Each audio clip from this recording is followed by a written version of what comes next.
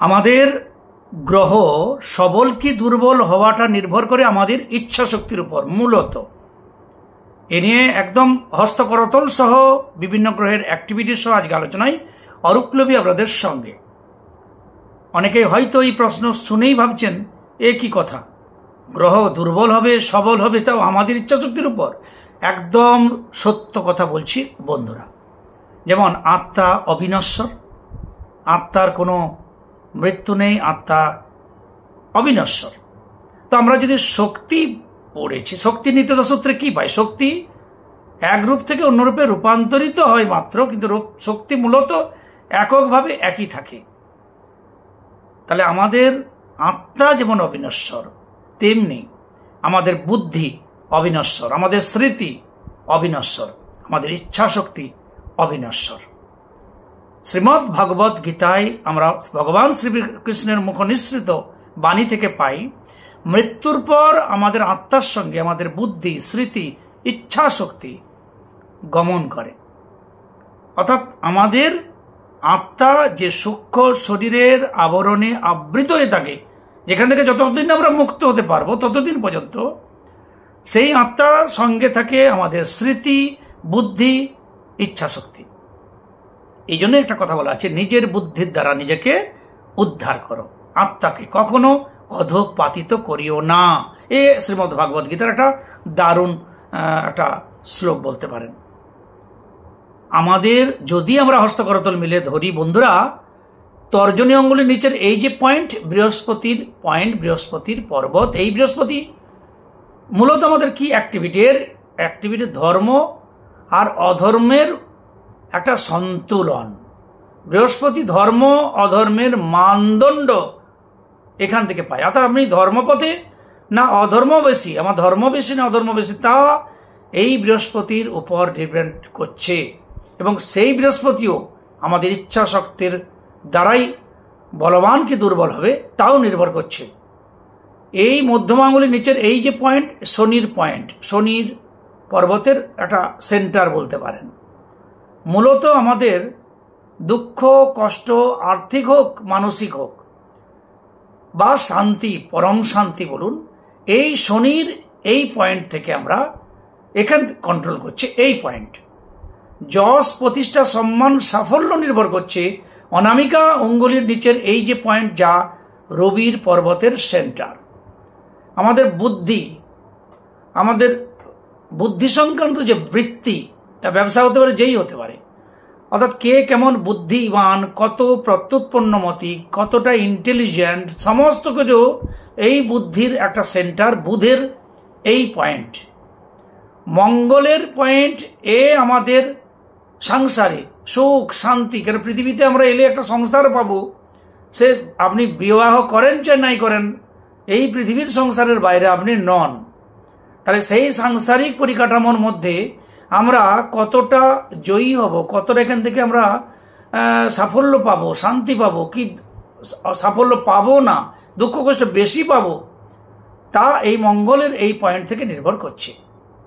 চন্দ্রের এই যে পয়েন্ট নিচের, এ হচ্ছে চন্দ্র, এতে মানসিক শক্তি, মানসিক শান্তি, মানসিক আমাদের বিকাশ, তা কতটা করে ফেলতে পারবো এই জন্মে, তার এই চন্দ্রের এই সেন্টার থেকে আমরা পাচ্ছি। শুক্র, ভেনাস এই পয়েন্ট থেকে আমাদের জীবনী শক্তি, আমাদের যৌবন শক্তি এবং বাহ্যিক সুখ শান্তি, প্রেম, প্রীতি, আনন্দের যে বাতাবরণ, তাতে আমরা কতটা সুখ শান্তি, আনন্দ, প্রেম পাবো পৃথিবীতে, তা এইখানে নির্ভর করছে। তাহলে আমরা মূলত যে গ্রহ পয়েন্টগুলো বলছি, এখানে রাহু কেতু পয়েন্ট বলা হচ্ছে, এটাকে আবার রাহু পয়েন্ট বলা হচ্ছে।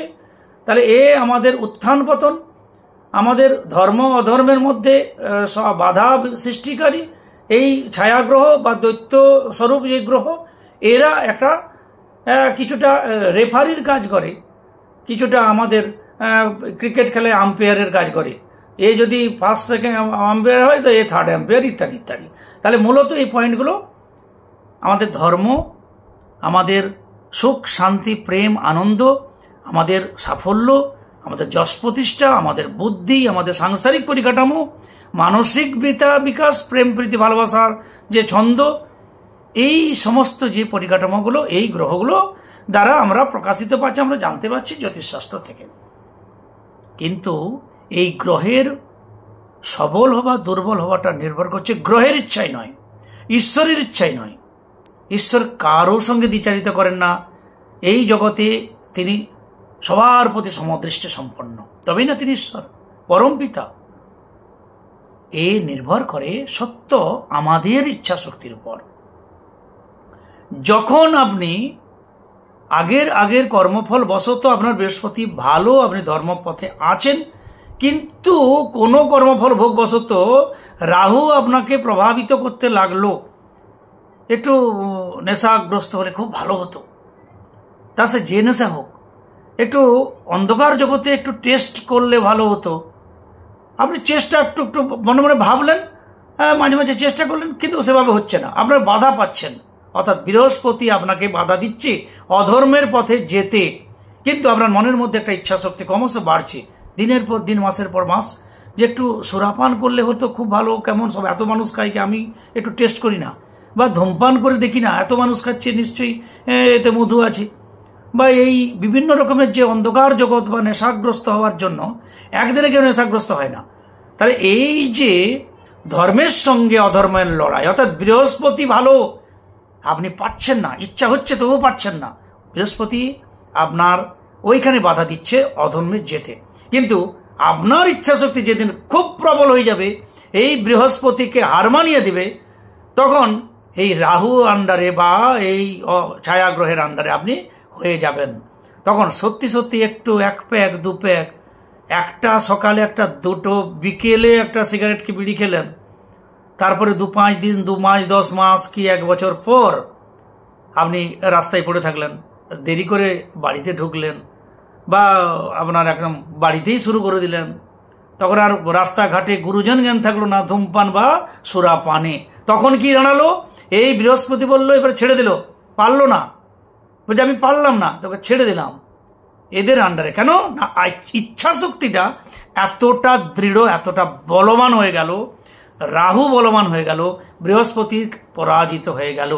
আচ্ছা, এই বৃহস্পতি আপনাকে প্রথমে আপনারই ইচ্ছা শক্তি ভালো ছিল, আগের ধর্মবশত আপনাকে বাধা দিয়েছিল, না এ ভালো নয়, আবার মনে মনে না একটু খেয়ে দেখি না, এ ভালো নয়, না একটু খেয়ে দেখি না, হ্যাঁ এত বন্ধু খাচ্ছে, এত মানুষ খাচ্ছে, একটু খেয়ে দেখি না, এই যে একটু খেয়ে দেখি না, একটা সিগারেট, 2টা সিগারেট, 1 প্যাক 2 প্যাক করতে করতে আপনি ডুবে গেলেন, তো ডুবে গেলেন, গলা ভর্তি ডুবে গেলেন, একদম ডুবে গেলেন। বৃহস্পতি আপনাকে আর রক্ষা করতে পারল না। ধর্ম থাকা সত্ত্বেও আপনি নিজের ইচ্ছা শক্তিতে সেই ধর্মকে পরাজিত করে অধর্মের বলবান করে দিলেন, আপনি হয়ে গেলেন অন্ধকার জগতের মানুষ, যেখান থেকে আবার ধর্মে ফিরে আসাটা কয়েক জন্ম লাগতে পারে, তো এই জন্য হতে পারে। তাহলে আমি আশা করি আপনাদের বুঝাতে পারলাম যে বৃহস্পতি বাধা দেওয়া সত্ত্বেও আপনার ইচ্ছা শক্তি প্রবল ছিল বলেই আপনার রাহু বলবান হয়ে আপনি নেশাগ্রস্ত হয়ে গেলেন।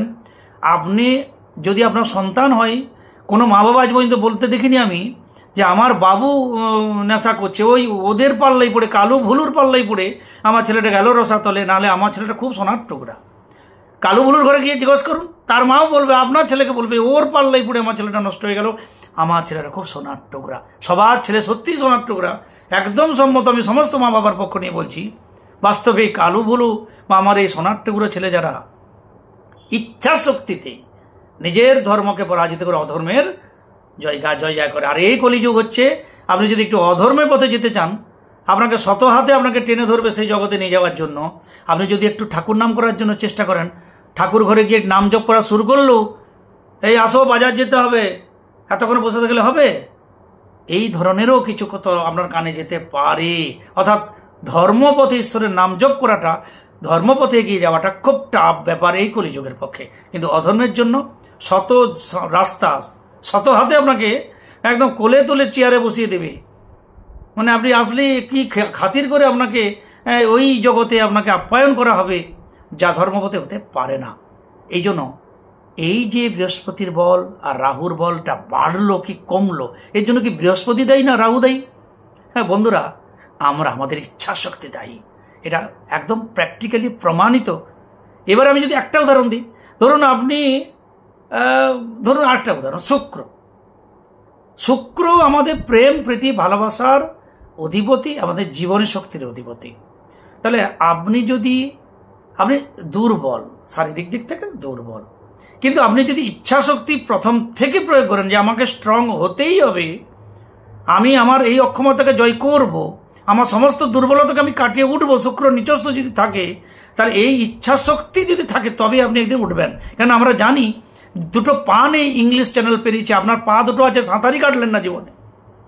এর বলে কি আছে? যার দুটো পা নেই সে ইংলিশ চ্যানেল পের করে গ্রিনিজ বুকে নাম তুলে দিল, আপনার দুটো পা আছে, আপনি জীবনে কোনোদিন সাঁতার কাটলেন না। এর মূলে কি? যিনি ইংলিশ চ্যানেল পেরালেন দুটো পা নেই, তার মূলে কি ছিল? ইচ্ছা শক্তি। সুতরাং আমাদের ইচ্ছা শক্তি সর্বশ্রেষ্ঠ শক্তি, যা অবিনশ্বর। আত্মা যেমন ধ্বংস নেই, তার মৃত্যু নেই, ইচ্ছা শক্তির মৃত্যু নেই, ধ্বংস নেই। এই ইচ্ছা শক্তি আপনার বুধকে প্রভাবিত করলে, সেই এই বুধ আমাদের বুদ্ধির অধিপতি। কিন্তু এই বুদ্ধির অধিপতি, এই বুধও কিছু করতে পারবে না আপনার কাছে, আপনার ইচ্ছা শক্তির কাছে।